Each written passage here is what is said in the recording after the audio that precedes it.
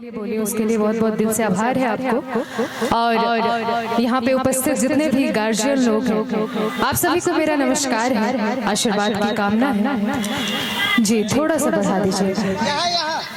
और जो musician team है, आप लोगों का तो जवाब ही नहीं है, बहुत अच्छा आप लोग बजा रहे हैं, धन्यवाद। हम लोग पहली बार मिले हैं, चलिए कोई बात नहीं, पहली बार है, आखिरी बार तो नहीं है कि नहीं। सो बहुत बहुत शुक्रिया। और निशांत भैया को बहुत बहुत नौ जीवन की बहुत बहुत शुभकामनाएं हमारी तरफ से।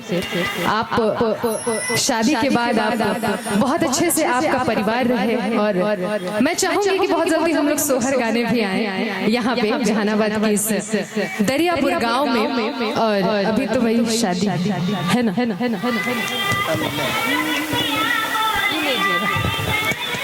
सबसे पहले मेरे श्री राम स्वरूप जो भाई हैं, उनके लिए एक प्यारा सा गीत मैं गाऊंगी, उसके बाद जितने भी तिलकहरू लोग आए।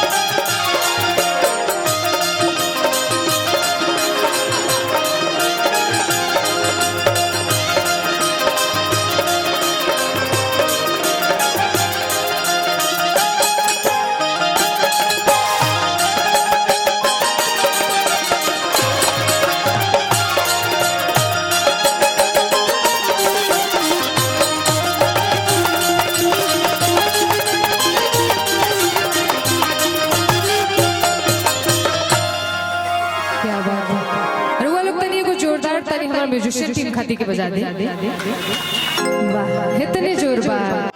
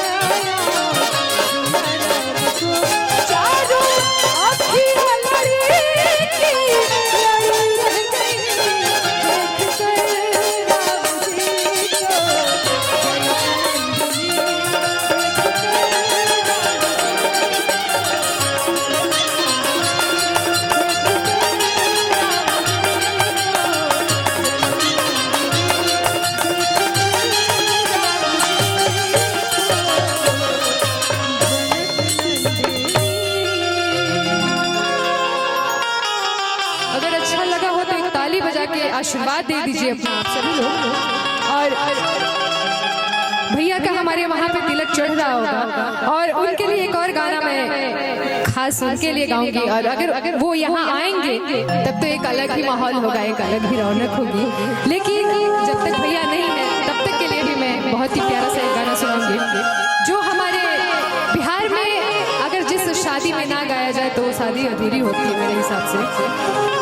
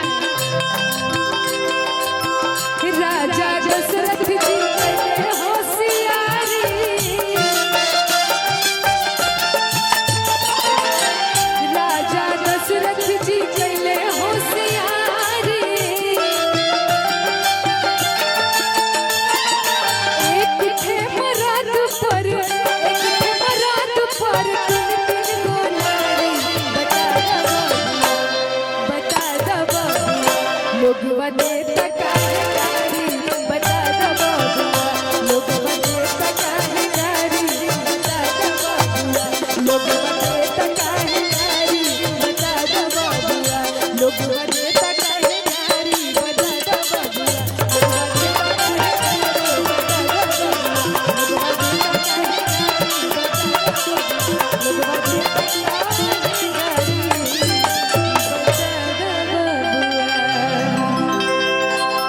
बहुत बहुत शुक्रिया।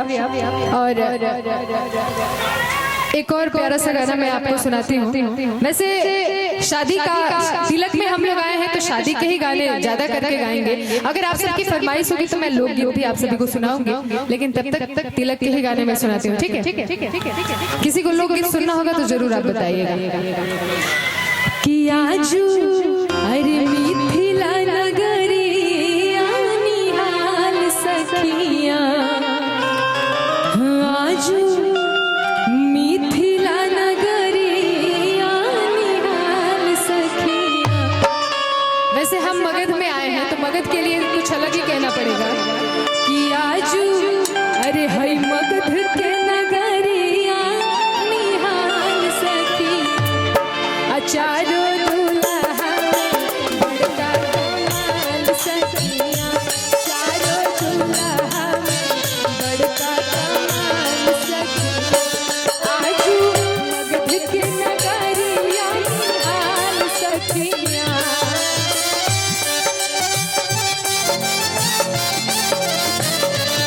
आजू मगध के नगरिया निहाल सखिया चारो बड़का कमाल सखिया।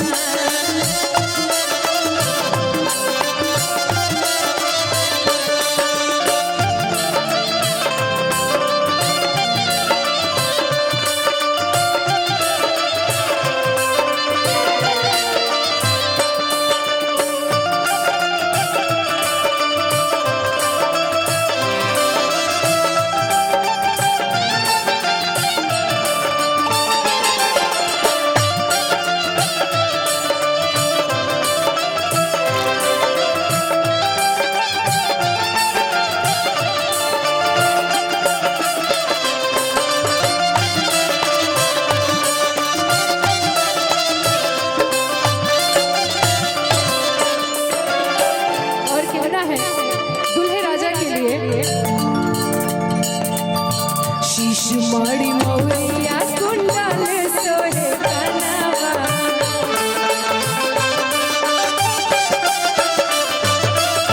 अरे गजुरारी जुलुमी नयनवा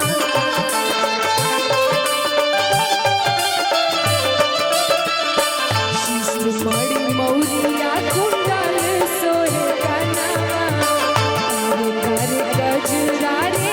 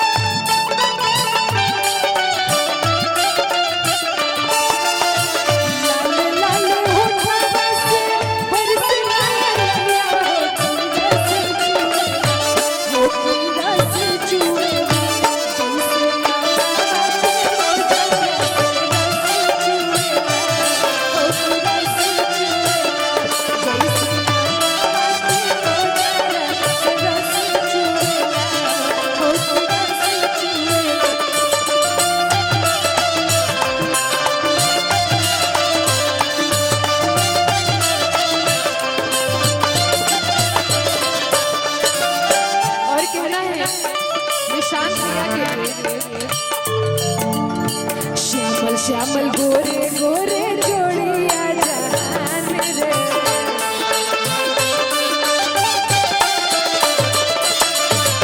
अखिया न देखत सुननी नहीं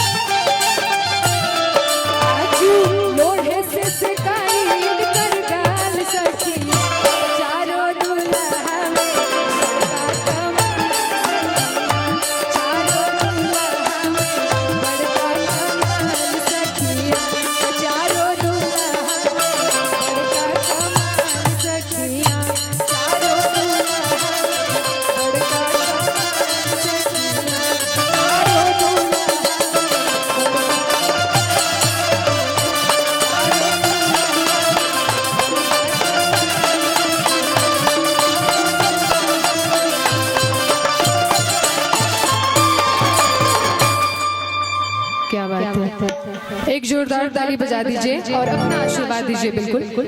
और मैं एक लोकगीत आप सभी को सुनाती हूँ। एक्चुअली में रिकॉर्डिंग हो गई है लेकिन रिलीज नहीं हुआ है।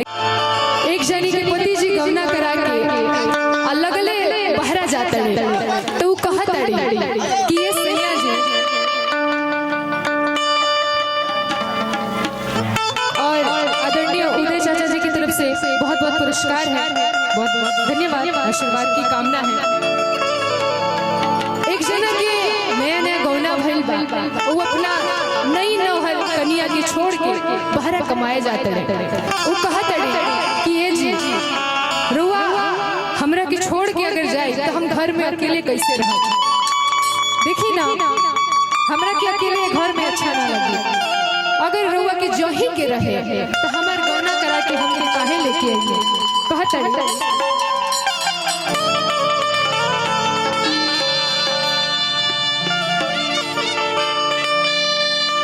हाल भइल गवना राजा बूझा मन के भावना छोड़ के अरे बहरा जाला।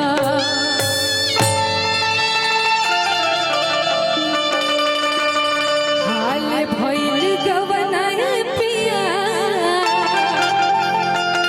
बूझा मन के भावना छोड़ के अरे बहरा जाला। पर चोट बड़ी लागी हो बहरा छोड़ के पर चोट बड़ी लागी हो बहरा छोड़ के बहरा जाला। हाल भइल गवना सैया बूझा मन के भावना छोड़ के बहरा जाला। हाल भइल गवना पिया बूझा मन के भावना छोड़ के बहरा जाला। पर चोट बड़ी लागी हो बहरा छोड़ के चोट बड़ी लागी हो बहरा छोड़ के बहरा जाला।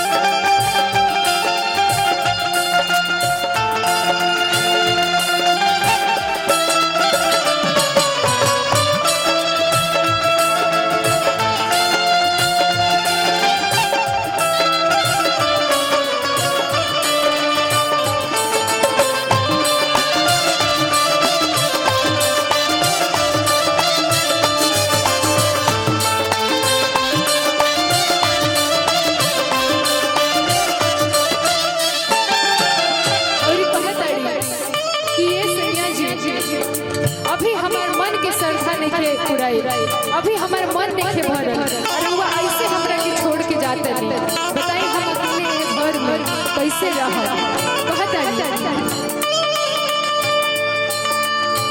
काया ना जुड़ाइल बही पूरल नहीं के साथ हो।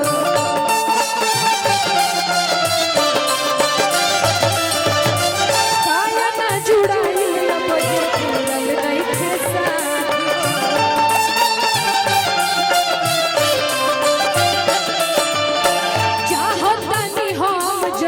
कुछ दिल के बाद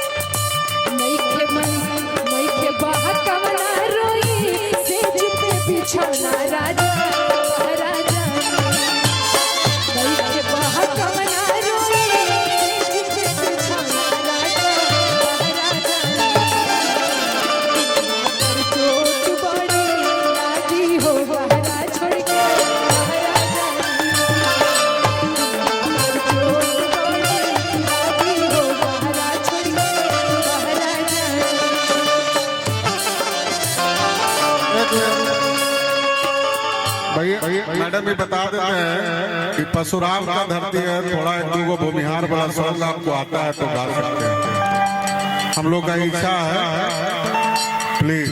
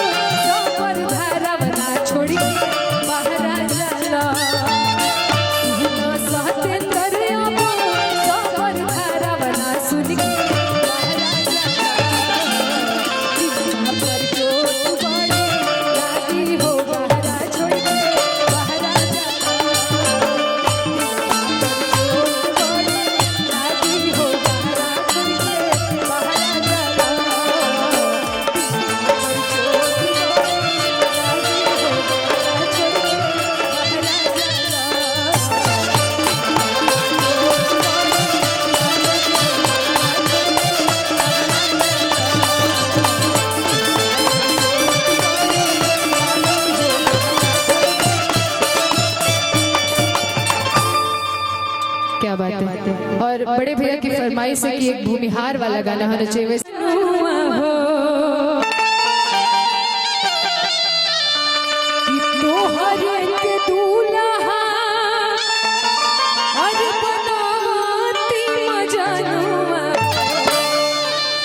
जतिया जे रहती भूमिहार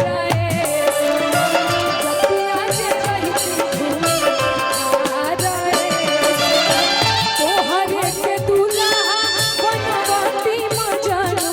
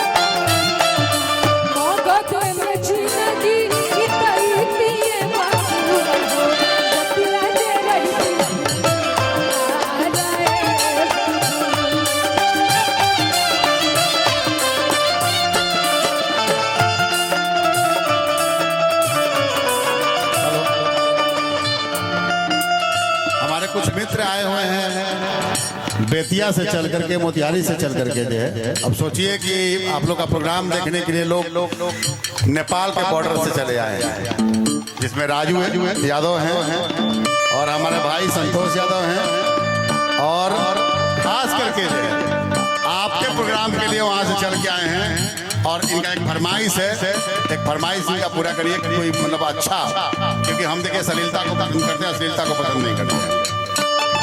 गाना होना चाहिए आपके मर्जी से।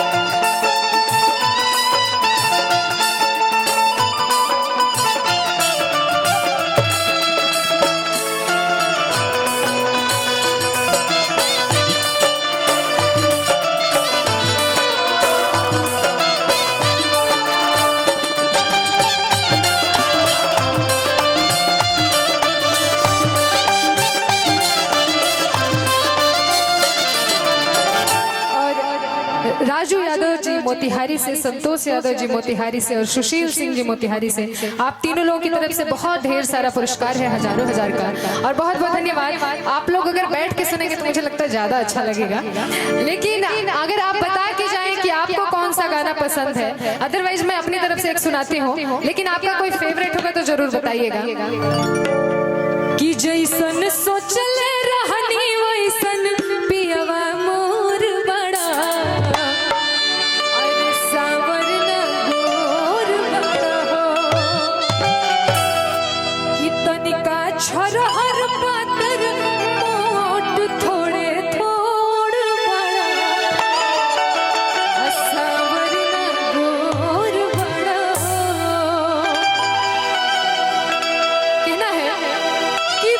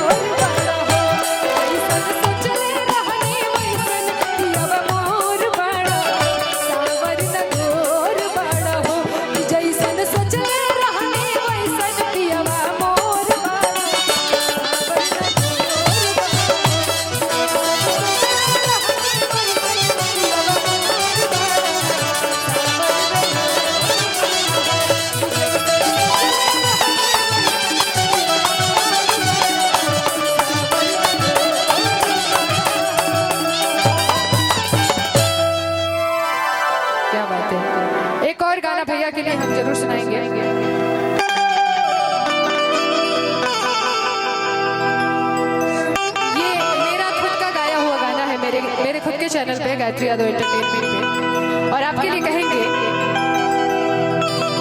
कि करबू इंतजार यार पीपरा के छाँव में, कि मिले खातिर आई जइहा, मिले खातिर आई जइहा, अरे सनहिया के गाँव में करबू इंतजार यार पीपरा के छाँव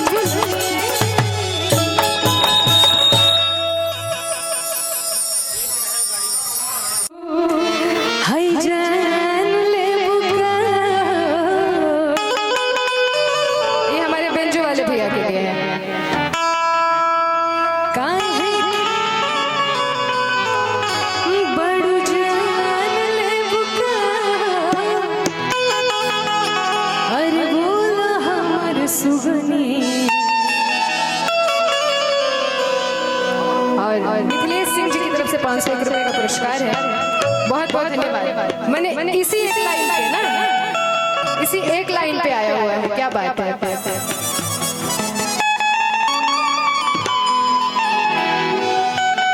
काहे खिसियाइल बाड़ू और हई जान ले बुका, अब बोल हमर सुगनी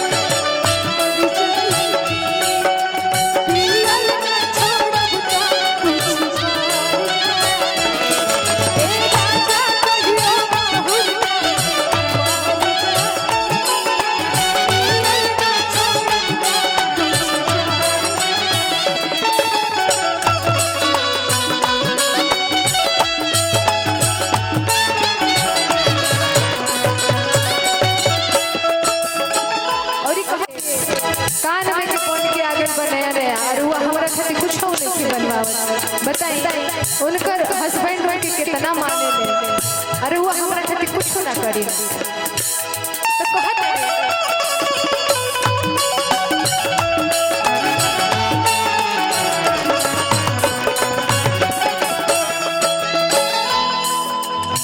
झुमका झुलनी चूड़ी कंगन और बनवा